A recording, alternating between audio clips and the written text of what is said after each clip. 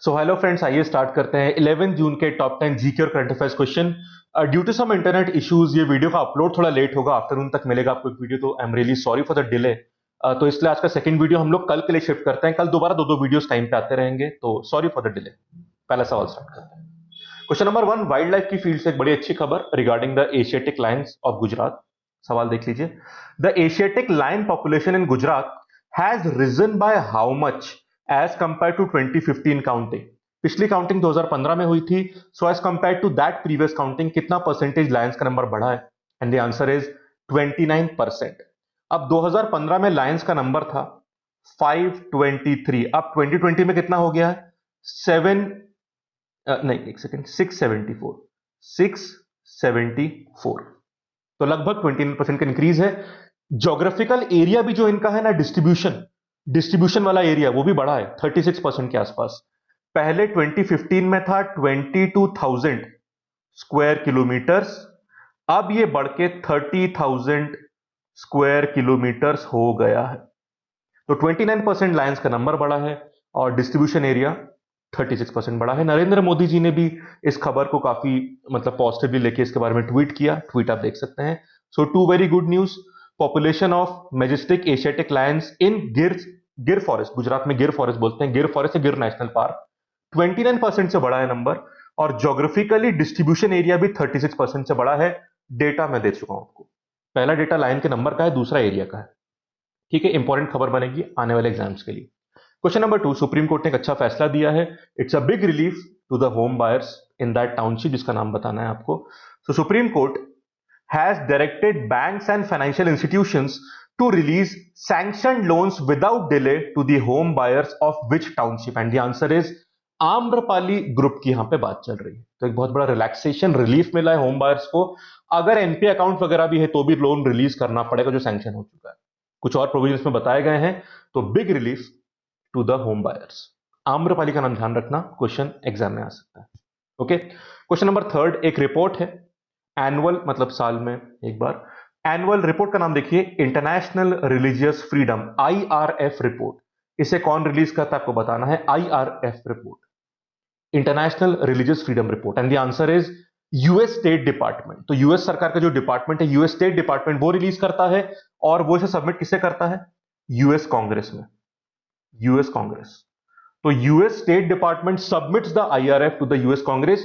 इसमें 2019 के global events पे नजर रखी जाती है, जिसमें जिक्र करा गया है इंडिया में जम्मू कश्मीर के जो डिसीजंस थे, एनआरसी, सीएए और कुछ और चीजों के बारे में। ठीक है, वो ऐसी रिपोर्ट्स बना सकते हैं, रिपोर्ट पब्लिश किसने करी है वो पूछ सकते हैं, but this is very clear कि ये सारी चीजें हमारे इंटरनल इश्यूज हैं, उसमें लोग इंटरफियर नहीं कर सकते। खैर, रिपोर्ट आई है तो उसका पब्लिशर का नाम देख सकते हैं, उसमें तो प्रॉब्लम नहीं है। ठीक है, but these are all over internal issues, ये क्लियर स्टैंड है इंडिया का। समझ गए? चलो क्वेश्चन नंबर 4 देखिएगा।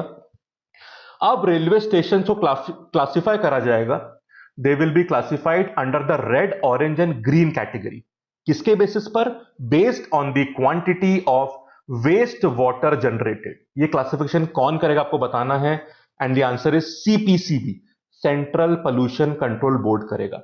अब जितना वेस्ट वाटर जनरेट हो रहा है उसके हिसाब से, अगर यूनिट क्या रहेगी वो देख लो आप, kilo litre per day, KLD, kilo litre per day. तो अगर सिर्फ 10 किलो लीटर पर डे तक हो रहा है तो वो स्टेशन ग्रीन कैटेगरी में आएगा। अगर 10 से 100 किलो लीटर पर डे का वेस्ट वाटर जनरेट हो रहा है तो ऑरेंज कैटेगरी। और आई थिंक आप समझ गए होंगे कि इसके बाद कौन सा आ जाएगा, ये ऑरेंज वाला हो गया। और अगर इट इज मोर देन, ये तो लेस वाला था, if it is more than 100 kilo litre per day of waste water तो ये रेड कैटेगरी में आ जाएगा। ये 3 क्लासिफिकेशंस यहां पे रेलवे स्टेशन की होगी जो सेंट्रल पोल्यूशन कंट्रोल बोर्ड करेगा। इंपॉर्टेंट सवाल है, ठीक है। चलो क्वेश्चन नंबर 5 देख लो।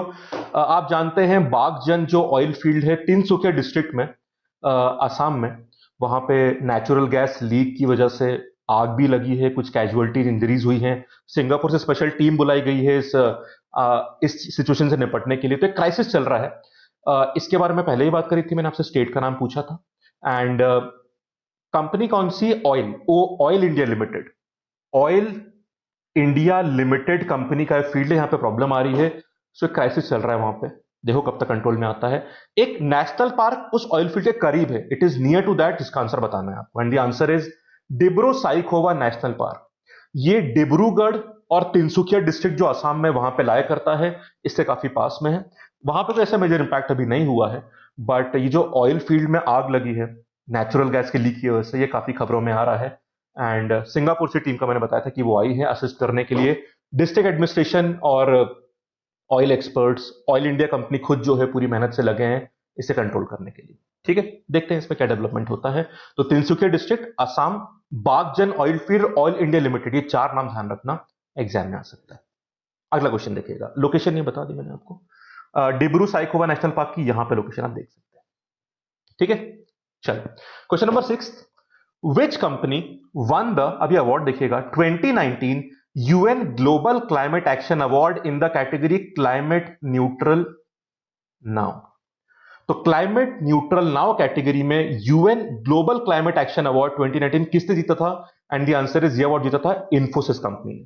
ठीक है, और 2011 के आसपास इन्फोसिस ने यह भी बोला था कि 2020 तक ये कंपनी कार्बन न्यूट्रल हो जाएगी। ठीक है, बट कोविड 19 और उससे रिलेटेड प्रॉब्लम की वजह से अभी थोड़ा डिले हो गया है।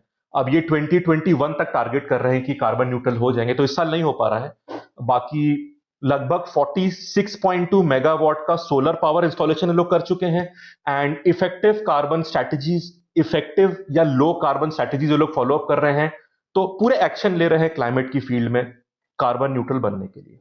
ठीक है, तो लो कार्बन का एक्शन, साथ में जो पावर इंस्टॉल कर रहे हैं सोलर पावर वगैरह, उन सबके काम। ठीक है, तो 2020 तक टारगेट रखा था, बट अब एक साल डिले करा गया, इस साल नहीं हो पाएगा। अवार्ड इन्फोसिस को ही मिला था, तो दोनों खबरें काफी इंपॉर्टेंट है। ठीक है, देयर न्यू टारगेट इज 2021। ठीक है, चलो क्वेश्चन नंबर 7, एक और थीम वाला क्वेश्चन। तो पहले आप ये ध्यान लीजिए, वर्ल्ड एक्रेडिशन, ठीक है, जो अक्रेडिट करते हैं आप बेसिकली, वर्ल्ड एक्रेडिटेशन डे जो होता है वो कब मनाते हैं? 9 जून। एक सवाल तो यहीं से आ सकता है कि जो भी एक्रेडिटेशन का जो दिन होता है वो कब मनाते हैं? 9 जून। आंसर याद रखना। अब पर्पस क्या है? To highlight as well as promote the role of accreditation in trade and economy, कि जो भी एक्रेडिट करते हैं, भाई क्वालिटी एश्योरेंस के लिए बहुत इंपॉर्टेंट स्टेप होता है कि वर्ल्ड ओवर कॉमन और कुछ थ्रेशोल्ड यूज करा जाए ताकि क्वालिटी मेंटेन करी जा सके। It also instills a confidence in the customers. तो ट्रेड एंड इकोनॉमी के लिए accreditation is a very important process. 9 जून को दिन सेलिब्रेट होता है, आपको इस साल का थीम बताना है। तो इस साल का जो दिन था 2020 में, उसका थीम क्या था वो देख लीजिए, वेरी इंपॉर्टेंट। थीम का पूछते हैं, accreditation improving food safety, this is the theme for this year, ये पूछेंगे आपसे। ठीक है, तो थीम पे खास ध्यान रखिए।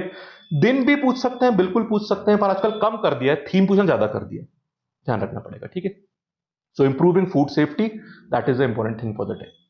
ओके, बड़ा इंटरेस्टिंग नाम है। तो समझ गए ना फ्रेंड्स, ये theme accreditation improving food safety 2020 का थीम है। ओके, चलो फिर आगे बढ़ो। ये जो नाम लिखा है, ये कौन से देश के प्राइम मिनिस्टर का नाम है बताना है आपको। समदेच अका मोहा सेना पदे टेचो हुन Sen is the prime minister of which country? ध्यान रखिएगा, जिस पहले आंसर बता रहा हूं, कंबोडिया इज द आंसर। जो साउथ ईस्ट एशिया में ना कंबोडिया, उसकी बात कर रहे हैं। उनका नाम हुन सेन है सिर्फ, बाकी टाइटल है पूरा। तो नाम हुन सेन है, ये टाइटल है, समदेच अकामोहा सेना पादे टेचो। ठीक है, पादे टेचो, ये जो पूरा ये इनका टाइटल है, और हुन सेन क्या है? नाम। फोटो देख लो पहले। ये 1985 से प्राइम मिनिस्टर है कंबोडिया के। He is the longest serving head of Cambodia, और वर्ल्ड लेवल पे भी he is one of the longest serving head of the country. ठीक है, कई सालों से हैं ये। सॉरी, पिछले सवाल पे आता हूं, समझ गए ना। और इनके और मोदी जी के बीच में बात हुई है। तो मोदी जी ने बात करी है एक तो बेंजामिन नेतन्याहू से, जो इजराइल के हेड हैं, और इनसे हुन सेन जी से बात करी है। क्या बातें हुई हैं? वही कोविड 19 की strategy. And Cambodia is a prominent, very prominent and important member of ASEAN Group, Association of Southeast Asian Nations. हमारा इंडिया, बांग्लादेश, नेपाल, पाकिस्तान, श्रीलंका, ये सब साउथ एशिया में आता है। पर ईस्ट की तरफ जाने पर म्यांमार पहली कंट्री है, उसके ईस्ट में सारी कंट्रीज एशियान में आती हैं। ठीक है, थाईलैंड, सिंगापुर, मलेशिया एक्सेट्रा। ठीक है, लाओ, वियतनाम, वो सब कंट्रीज, कंबोडिया भी उसमें आती है। तो इंडिया ने ये भी बोला है कि Cambodia is a very important partner of India as per the look east policy and act east policy. Look east policy और एक्ट ईस्ट पॉलिसी में कंबोडिया बहुत इंपॉर्टेंट रोल प्ले करता है हमारे लिए, ठीक है। समझ गए? तो इस तरह से, और कोविड 19 के बारे में बातें हुई, किस तरह से डील करना है उन सब, वो सब बातें हुई। क्लियर? तो इसलिए ये नाम भी मैं हर दिन सवालों में लाता रहता हूं। चलिए क्वेश्चन नंबर 9 पे आते हैं। फोटो आपको दिखा दी थी मैंने। 9, क्रिकेट की फील्ड में कुछ डिसीजन लिए गए थे, उनको आईसीसी ने अप्रूव कर दिया है। So ICC has approved replacement in test cricket and ban the use of saliva to shine the ball. ये कौन सी कमिटी की रिकमेंडेशन में डिसीजन को अप्रूव करा आईसीसी ने? And the answer is Anil Kumble. Anil Kumble इस कमिटी को हेड कर रहे थे, जिन्होंने रिकमेंडेशन दिए थे, जिसको आईसीसी ने अप्रूव कर दिया। डिसीजन क्या थे? बॉल को शाइन करने के लिए जो सलाइवा या थूक का इस्तेमाल होता है, उस पर टेम्पररी बैन लग चुका था, उस पर अप्रूवल हो गया कि हाँ बैन लगा रहेगा, सलाइवा का इस पे बैन लगा रहेगा। दूसरा, कोई भी प्लेयर अगर टेस्ट मैच खेल रहा है और उसे सिम्टम दिखते हैं कोविड 19 के, तो वो टीम उस प्लेयर को रिप्लेस कर सकती है, ठीक है। और तीसरी बात एक और था, नॉन न्यूट्रल अंपायर का डिसीजन भी लिया गया है बायलैटरल सीरीज, मतलब अगर दो देशों में सीरीज चल रही है, क्रिकेट मैच की सीरीज चल रही है, तो अंपायर उन्हीं देशों से हो सकता है। ये अब जरूरी नहीं कि कोई तीसरे देश से अंपायर आए, बिकॉज ट्रैवलिंग मिनिमाइज करनी है ना। ये 3 डिसीजन, कुछ और लिए बट मेन ये 3 डिसीजन लिए गए, और committee was headed by Anil Kumble, ठीक। खासकर सलाइवा का यूज जो मना करा जा रहा है अब, उससे बॉलिंग में काफी, क्योंकि बॉलिंग में स्विंग वगैरह करवाने के लिए, सलाइवा का बहुत शाइन मेंटेन करने के लिए बॉलर्स काफी यूज करते थे। अब देखते हैं क्या होगा। चलिए last question, Aarogya Setu app जो हम लोग यूज करते हैं, उसे डेवलप किसने किया है? भारत सरकार की ऐप पर डेवलप किया है एनआईसी ने, नेशनल इंफॉर्मेटिक्स सेंटर, ठीक है।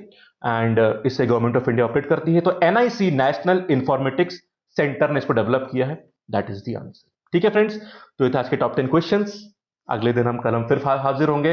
आज थोड़ा डिले रहा, बट कल से चीजें टाइम पे चलेंगी। Okay, thank you, have a nice day.